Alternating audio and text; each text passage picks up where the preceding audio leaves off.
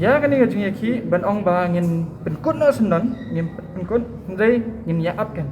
Confederation of All School Teachers of Meghalaya hinni kesngi ka khatar tarik ujemang ar hajarar poar kralet banyak kendoi menteri rangba ke jela Konrad ke sangma ban pawi ki majing dawa bakum ki no hikai kibo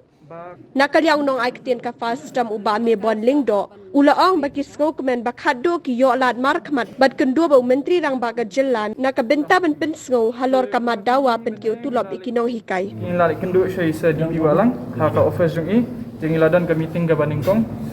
ti ha kata meeting ila discuss panggi jing e ka jing e nakaliang jung sarkar bat ka jing e nakaliang jung ni ting ka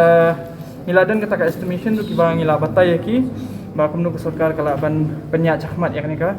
kan ka kes jung ni Cikumta hadian jong kata ka first meeting ti sa DP walang yo ini sawan biang ngin sa isyong biang ha ka second meeting ting ila isyong kata ka second meeting ti hadian jong kata ka second meeting ka pangila isyong ti ki bang ila ya discuss ti kila bet but ni ong pada bang dan kam bangin kenduk sayu chief minister bangin yo ya kata ka assurance kan lano bang ila ban expect ba kata ka enhancement jungi kan urlong ti lada kata ka enhancement jungi kan urlong na em tingila yo very positive feedback na chief minister hi mentan abang ya kenduk ti abang ya kran bu chief minister ula panpor nangi bau ong ba ka file kala poi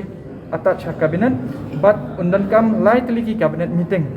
hadian jong ka lightly ki cabinet meeting ya kata ka proposal jungi kan pas undan ka cabinet but ngin sa sedang bangin yo no yang taka enhancement dia kata ka dei ka ba ni yo naka office jong chief minister but na chief minister hi jong ka jala Meghalaya normally ka cabinet meeting ka sedai si sen chtayo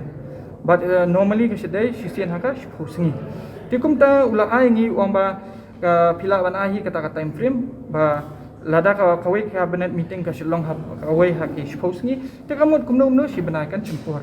tingi ngilabu bi ha kata kanong remba ini up kan ya kata cabinet meeting ka balai kumbala ong naka office jong chief minister ya kan ni gajung ki ban ong ba ngin penkut no senon ngin penkut ndai ngin ya up kan te ha kapor bangidang ya up menta tingin ya resume bang ki classes jungi ki ngin resume yang kum tu kembang ilale ha kapor ba ngila is no ya kan ka non cooperation movement ka bang ila resume lo ki classes ngila resume ya ka jing